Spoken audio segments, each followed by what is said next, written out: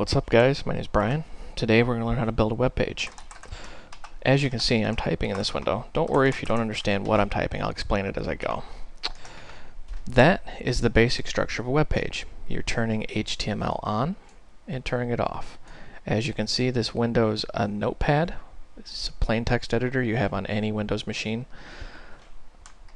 Now, to actually show content in the web page, you have to make what's called a body tag. This is the body of the web page. Now, you might have noticed that each tag I enter has a corresponding one with a slash in front of it. This is called a start tag. This is called an end tag. Anything between these tags is the content.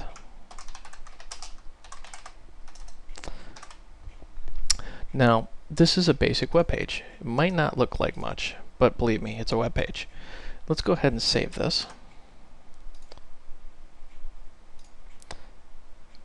Now, one thing I should probably cover is when you save out of something like Notepad, you have to be careful it's not a plain text document. Otherwise, it'll try to open it back up in Notepad. You should save it as an HTML file or an HTML. As you can see, I've already saved this file. Now, if we flip over,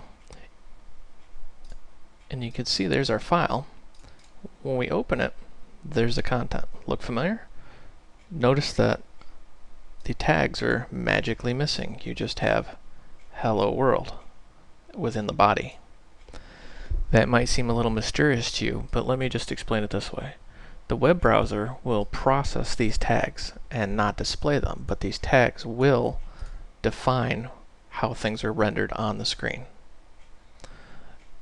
Next couple of videos we'll be showing you how to make things look a little prettier.